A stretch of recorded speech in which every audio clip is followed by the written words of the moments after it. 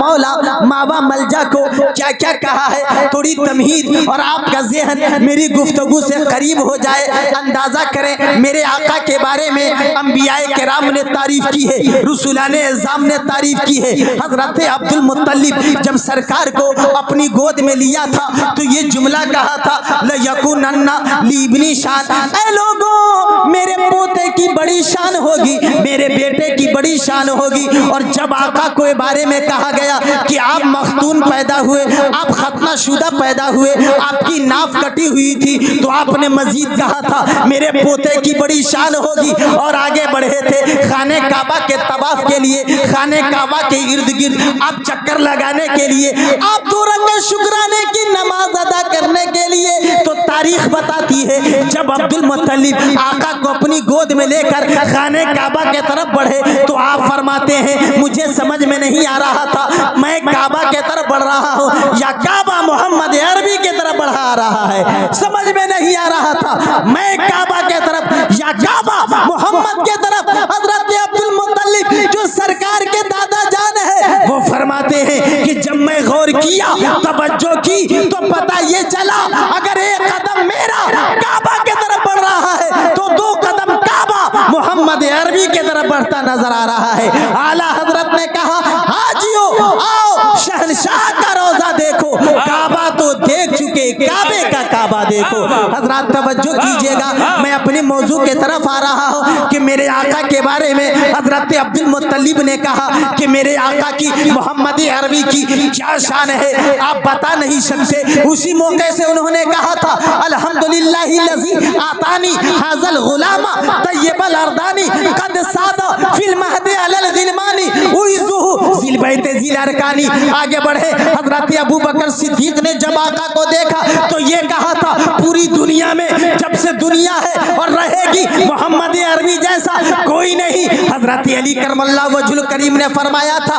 یہ چاند و سورج میرے آقا کے جمال کے سامنے کیا معنی رکھتا ہے۔ حضرت ابو ہریرہ اور حسن نے کہا تھا ریشم و دیباج میرے آقا کے دستے کرم کے سامنے کوئی معنی نہیں رکھتا۔ حضرت حسان نے تو کمال ہی کر دیا، مشہور اشعار ہے آپ کے واسنا من کلم ترقت عینی وجمل من کلم تلید النساء خلقت مبرا من کل عیب کنک قد خلقت کما تشاء۔ اور شاعروں نے کہا لا یمکن الثناء کما کان حقہ بعد از خدا بزرگ تو یہ قصہ مختصر توجہ کیجئے گا، میں ترجمہ نہ کرتے ہوئے نتیجہ آپ کے ذہن میں اتارنا چاہتا ہوں۔ حضرت عائشہ صدیقہ آقا کی زوجیت میں 9 سے 10 سال رہی اور دیکھنے کے بعد آپ نے کہا تھا لوامی زلیخا لو رائنا جبینہ لا کرنا القتل قلوب علی الایدی۔ ارے زلیخا کو ملامت کرنے والی حسن یوسف کے بارے میں انہوں نے یہ ملامت کی کہ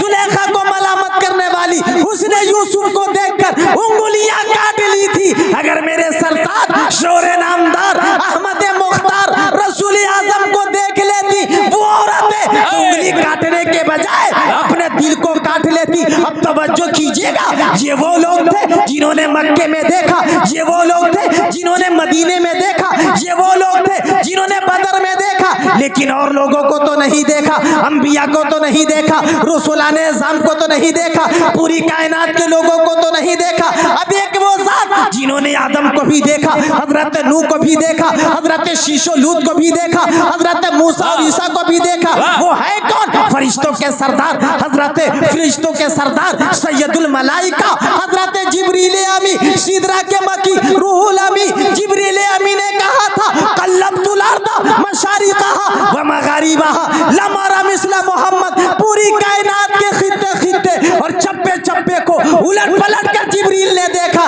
لیکن یا رسول اللہ آپ سے بہتر میں نے کسی کو نہیں دیکھا۔ اعلیٰ حضرت نے کہا یہی بولے سدرہ والے چمنے جہاں کے تھالے سبھی میں نے چھان ڈالے، تیرے پائے کا نہ پایا، تجھے حمد ہے خدایا، تجھے یک نے یک بنایا، آفاقہا گردیدم مہرے پوتا ورزیدم بسیار خوبہ دیدم، لیکن تو چیزیں دیگری مزید ہے پلیا والو ماہی گران والو۔ نتیجہ یوں رکھنا چاہتا ہو کہ یہ وہ لوگ تھے جنہوں نے بدر میں دیکھا ہے، احد میں دیکھا ہے، یہ صحابہ کی جماعت خندق میں دیکھا ہے، ہاں خندق میں دیکھا ہے، دیگر جنگوں میں دیکھا ہے، فاتح مکہ کے موقع سے فاتح اعظم کی حیثیت سے دیکھا ہے، لیکن ایک وہ ذات جنہوں نے قریب سے تو نہیں دیکھا، مکے میں چلتے ہوئے تو نہیں دیکھا، مدینے کی وادیوں میں تو نہیں دیکھا، طائف کے میدان میں تو نہیں دیکھا، بدر و احد میں تو نہیں دیکھا، ارے قریب زمانہ سے تو نہیں دیکھا۔ تقریباً 1300 صدیاں گزرنے کے بعد امام احمد رضا خان نے دیکھا تو کیا کہا؟ بول دیجئے سبحان اللہ۔ ارے بات سمجھ میں آ رہی ہے؟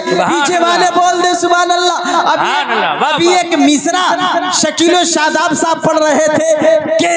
نعرے رضا کو سن کر نعرے رضا کی گونج سے چل کے کچھ کباب ہو گئے۔ کچھ لوگ ہوں گے چلتے پھرتے، میں آپ کے بارے میں نہیں کہتا، لیکن وہ ضرور کہہ رہے ہوں گے کہ کیا وجہ ہے دستار بندی کا جلسہ، رضا کا نام، کبھی غوث پاک کے نام سے جلسہ، امام احمد رضا خان کا نام، غریب نواز کے نام سے جلسہ، امام احمد رضا خان کے نام، ابو بکر صدیق کے نام سے جلسہ، امام احمد رضا خان کا تذکرہ، فاروق اعظم کے نام سے کانفرنس، احمد رضا کا نام کیوں؟ شیخ عبد القادر جیلانی پیران پیر کے نام سے آگے بڑھ جائے، میلاد النبی کا جلسہ، احمد رضا کا نام وفات کا جلسہ، ارے احمد رضا خان کا نام شادی کا جلسہ، یا احمد رضا کا نام ایسا کیوں؟ تو سن لیجئے پلیا والو، مائی گیران والو، یاد رکھیے گا صحابہ کے نام سے بھی جلسہ ہو۔ احمد رضا کا نام اس لیے لیا جاتا ہے کہ ابو بکر کا نام لیا جاتا ہے، ابو بکر کے نام کا ذکر کیا جاتا ہے، سردار کی حیثیت سے احمد رضا کا نام لیا جاتا ہے، وفادار کی حیثیت سے۔ اسی طور پر فاروق اعظم کے نام سے اگر جلسہ ہو ان کا نام لیا جاتا ہے، سردار، قائد اور کمانڈر کی حیثیت سے احمد رضا کا نام وفادار اور عاشق کی وجہ سے لیا جاتا ہے۔ اور ایک جملہ اور کہو، لوگ یہ بھی سوچتے ہوں گے کہ پتہ نہ یہ جلسہ کب تک ہوتا رہے گا، یہ کانفرنس کب تک ہوتی رہے گی، چاہے وہ تحفیظ قرآن کا جلسہ ہو، یا قاری قرآن کے تعلق سے جلسہ ہو، یا مدرسے کے نام پہ جلسہ ہو، یا مسجد کے نام سے جلسہ ہو، اصلاح معاشرہ کے نام سے، پیدائش ہو تو جلسہ، وفات ہو تو جلسہ، 40واں ہو تو جلسہ۔ تو اس لیے ہم امام احمد رضا خان کا نام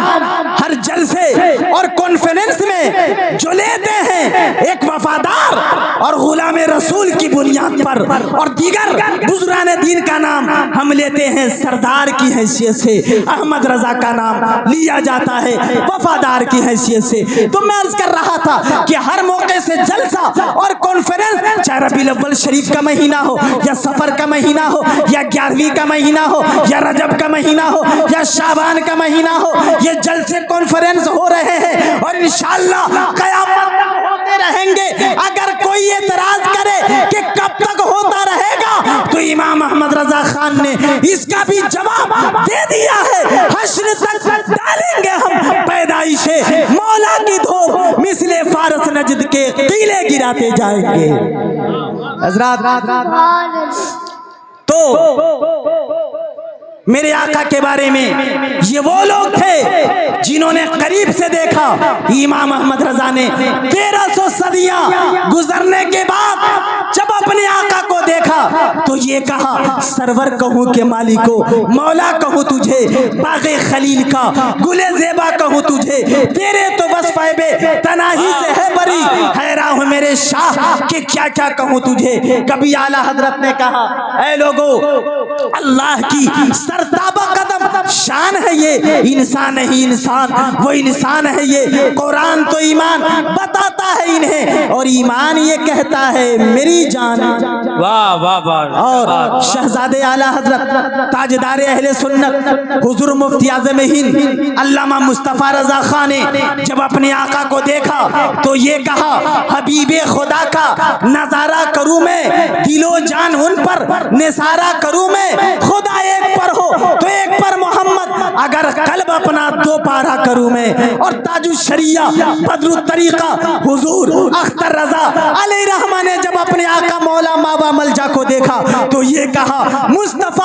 ذات یکتا آپ ہیں، یک نے جس کو یک بنایا آپ ہیں، آپ کی خاطر بنائے دو جہاں، اپنی خاطر جو بنایا آپ ہیں۔ واہ واہ واہ واہ، نعرہ تکبیر، نعرہ رسالت۔ بھئی میں نعرہ لگا رہا ہوں، جواب آپ دیجئے نا، ورنہ آپ نعرہ لگائیں جب میں دے دوں گا۔ نعرے تکبیر،